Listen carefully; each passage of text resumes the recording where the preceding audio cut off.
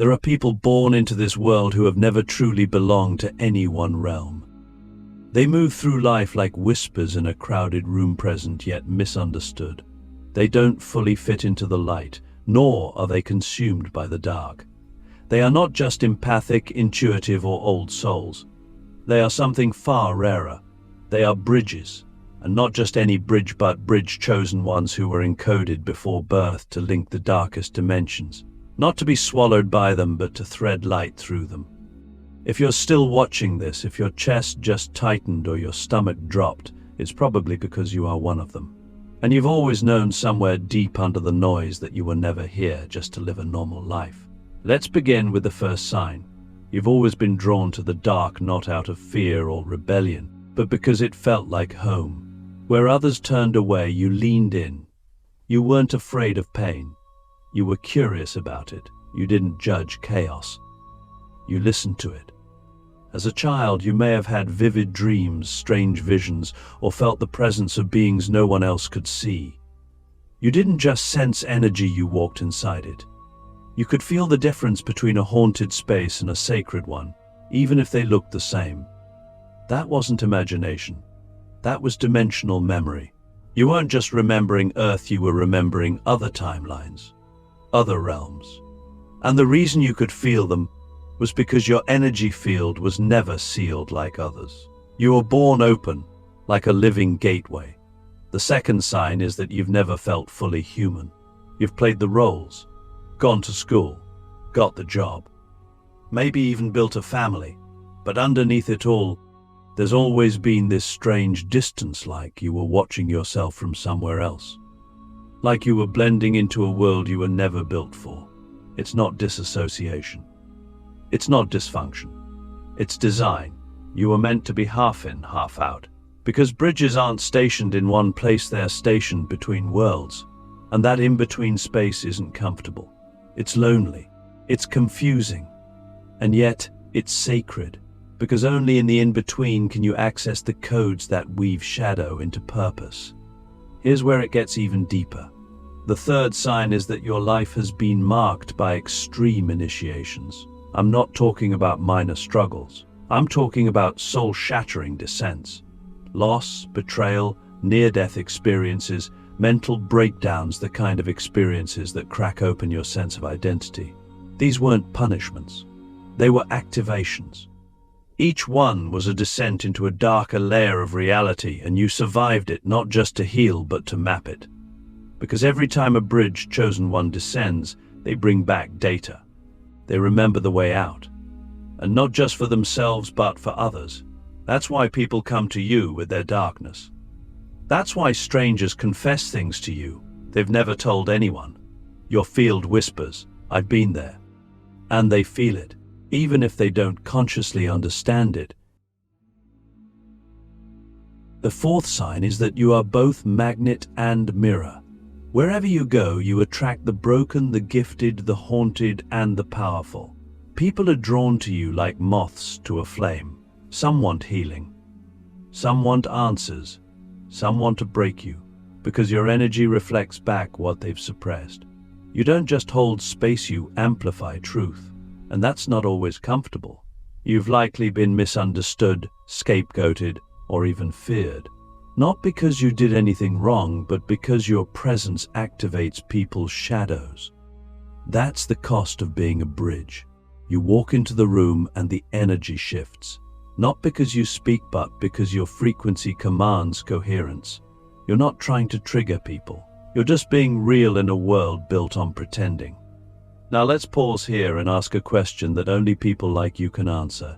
What happens to a world that forgets how to walk between light and dark? What happens when the only stories we tell are about overcoming darkness instead of understanding it? The answer is simple. We create a fractured world. A world that fears its own depths. A world that praises the light and banishes the shadow. And that's why you exist. You're here to remind the collective that healing doesn't mean escaping the dark. It means finding the sacred in it. The fifth sign is this. You are a transformer of energy. Not just emotionally, but architecturally. You can walk into a space that feels heavy, haunted, or stagnant, and by simply being there, it begins to change. The air lightens. People breathe easier. Truths come out. You don't even need to say a word. Why? Because your field is not just receptive, it's reconstructive. Dark chosen ones who serve as bridges have this rare ability to rethread timelines through presence alone. You've likely experienced this without realizing it. You enter a room and people start crying, or laughing, or getting real. That's not emotion. That's recalibration. That's the field working through you. The sixth sign is one that often feels like a curse until you realize what it means. You've battled with identity your whole life. Who am I? What am I here for? Why does nothing feel like home? You may even feel like you've lived many lives within one, constantly shifting identities, beliefs, and paths. But this isn't confusion. This is dimensional fluency. You're not here to be one thing. You're here to translate between realms. That requires flexibility, fluidity, and the ability to release form while holding purpose. If you felt like a shapeshifter in your own life, it's because you are. But not to deceive, to bridge, to carry messages from one world to another. The seventh and final sign is the most powerful. When you speak, something ancient speaks through you. It's not always literal. Sometimes it's in your silence. Sometimes it's in your art, your presence, your touch. But people feel it. They say things like, "I don't know why, but I trust you." Or, "You reminded me of something I didn't know I forgot." That's because you are a walking remembrance. You don't carry information. You carry activation. And when people meet you, they don't just meet a person, they meet a bridge to parts of themselves they buried. In the next part, we're going to go deeper into why bridge chosen ones are called to link the dark dimensions, not to escape them, but to integrate them into the human timeline. You'll discover the sacred mechanics of this role, how to protect your energy while fulfilling your contract, and why the world is on the edge of an evolutionary leap that only people like you can initiate. Click subscribe to this channel to get more profound spiritual lesson. Most people fear the dark because they believe it's where the bad things live. They've been conditioned to run from it, to cleanse it, to cast it out. But we who are bridge-chosen ones understand something deeper, something primal. The dark isn't evil. The dark is unresolved. It's the womb before the word, the silence before the song. It's the place where all things potential wait to be claimed, shaped, and reborn. And when we walk into it not with fear, but with reverence, something happens that defies logic. The darkness opens. It speaks. It reveals. It remembers us.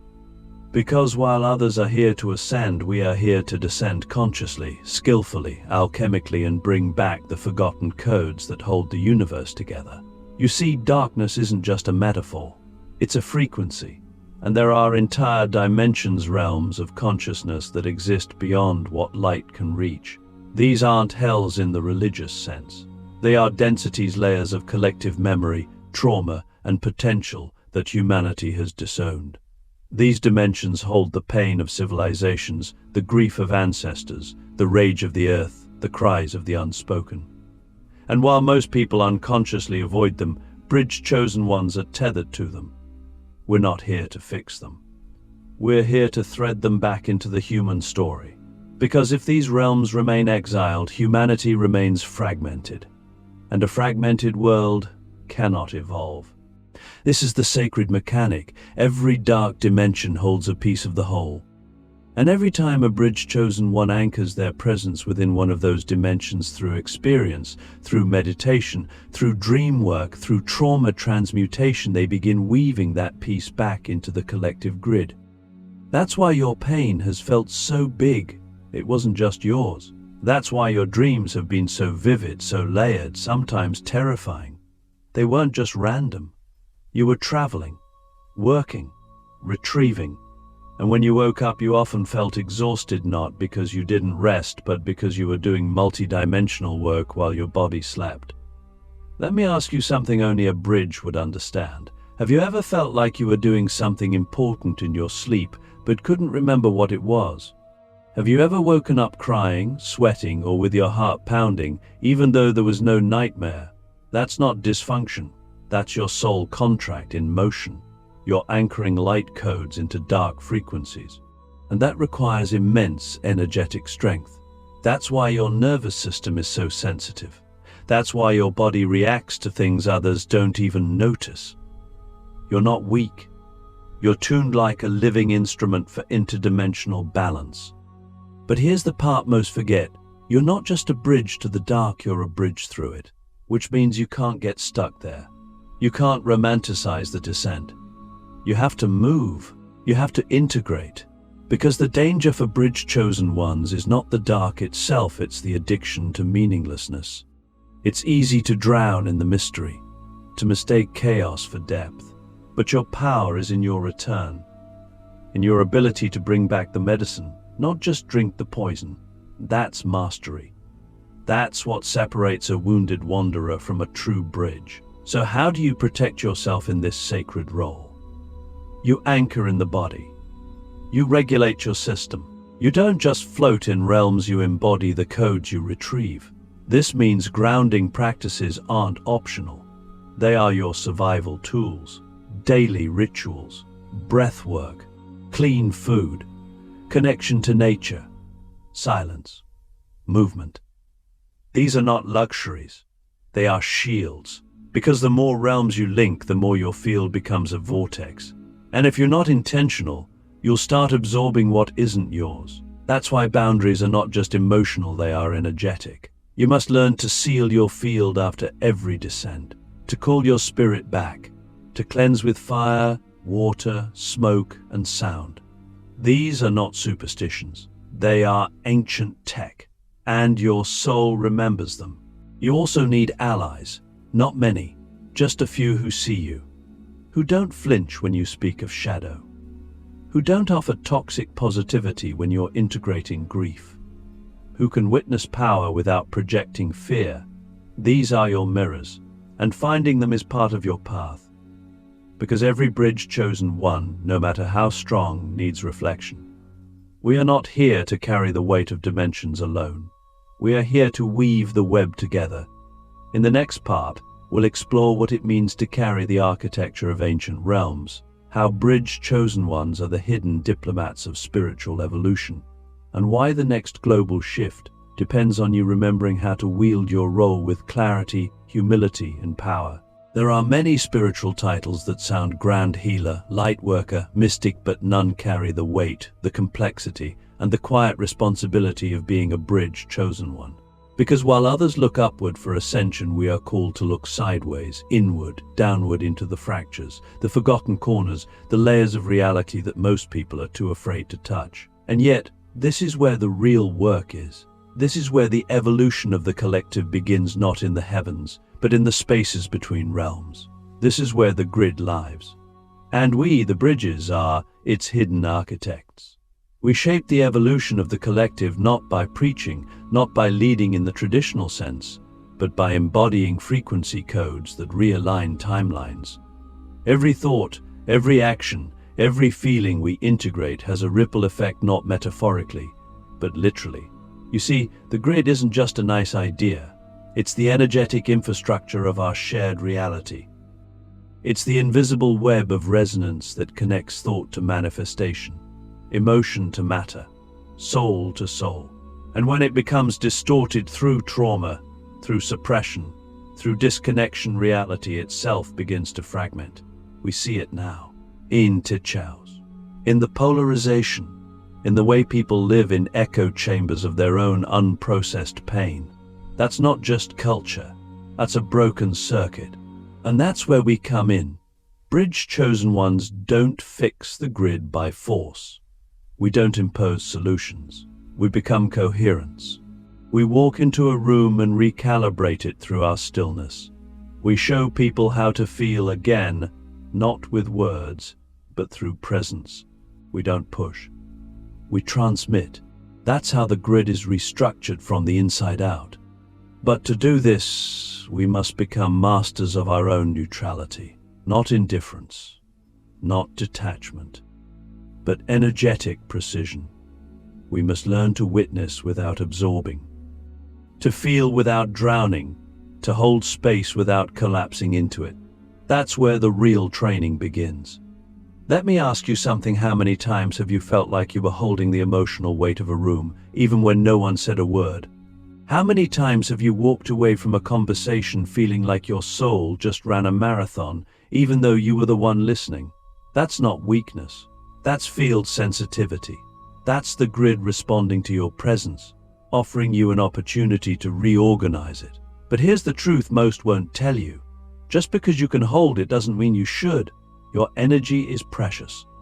It's not meant to be a sponge. It's meant to be a tuning fork.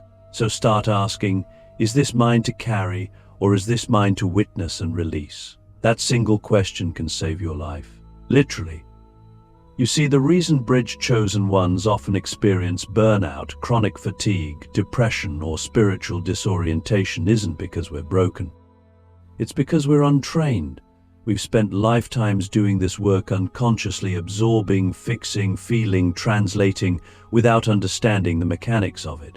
But we're now in a timeline where that unconscious service is no longer sustainable. The grid is shifting, and we must shift with it, from being passive conduits to conscious architects. That means boundaries. That means discernment. That means choosing where and how to offer your energy, not from guilt or obligation, but from alignment. And here's the paradox.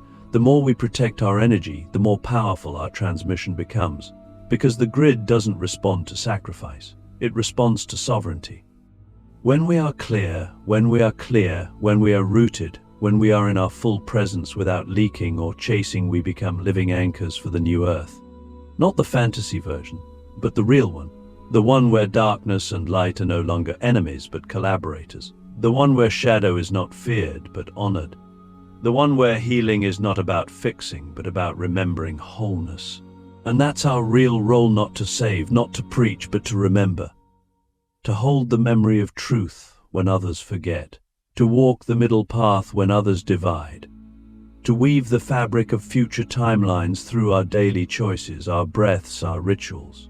Because every moment we choose sovereignty over reaction, presence over performance, embodiment over escape, we're not just healing ourselves. We're rewriting the code of the grid itself. In the next and final part, we'll uncover what happens when bridge-chosen ones awaken fully to their purpose, how we can consciously co-create with the dark dimensions without being consumed, how to activate others without speaking a word, and why your very existence is not just meaningful, but essential to the awakening of this planet. There comes a point in the life of a bridge-chosen one when you no longer seek to understand your path from the outside. You stop looking for labels, stop chasing validation, stop needing others to see what you carry. Why? Because something inside you clicks into place, not as an idea, but as a frequency. A full body, full soul remembrance that says, I am not just here to walk between worlds. I am here to become a living technology that rewires them. And when that moment arrives, you begin to operate on a different plane. You are no longer just a sensitive being navigating chaos. You are a conscious architect transmitting coherence into the field, simply through your presence. This is the final frequency, the place where embodiment meets function, where your soul's design becomes a tool, an interface, a living system that interacts with the grid of Earth itself. You stop reacting to energy and start sculpting it. You stop absorbing emotion and start transmuting it in real time. You no longer ask, what should I do? Because your being itself is the work. Every breath becomes a recalibration. Every step becomes a signal. Every word becomes a code that carries light into density, not because you're trying, but because you're tuned. But this level of awakening is not about escape. It's not about transcending the world. It's about entering it fully, with your eyes open, your nervous system intact, and your energy field sealed in sovereignty. It's about learning how to walk through density without being diluted. That's what makes you a living technology, not your knowledge, but your capacity to hold multiple dimensions in your field without collapsing. You become a walking interface between realms. A living transmitter of integration, a bridge not just between light and dark, but between past and future, human and divine, chaos and order. You begin to realize that silence is not empty. It's structured. That presence is not passive. its directive. That your frequency, when fully aligned, is not just healing, it's programming the grid in real time. You start to notice that people shift just by being near you. That places feel different after you leave. That timelines bend around your decisions, not because you're manipulating reality, but because you've become coherent with the original blueprint. You're no longer chasing alignment. You are the alignment. Now, this isn't about arrogance or ego. In fact, the ego must dissolve for this level of embodiment to occur. Not disappear, but dissolve into service. You stop needing to be seen because you are seeing. You stop trying to be important because you feel the importance of everything. You don't need to be the light. You become the weaver of light and dark. You don't need to lead. You become the field that others remember themselves in. So let me ask you, what if your greatest gift is not what you do, but what you stabilize? What if your mere presence in a chaotic world is the frequency correction it needs to remember itself? What if your pain was never a curse, but a calibration tuning you to the exact resonance needed to interface with the forgotten realms of Earth? What if your whole life has been preparing you not to escape the system, but to recode it from within? This is the final truth bridge chosen ones must remember. We are not here to be understood. We are here to be felt. We are not here to fix people. We are here to awaken codes through contact, through breath, through gaze, through presence. We are not here to fit in. We are here to rethread the fabric of reality so the world can remember what it forgot, that all things are one, and all things can be reconnected through the field of the fully embodied soul. You've always been the bridge. Now, you are the frequency that builds the future.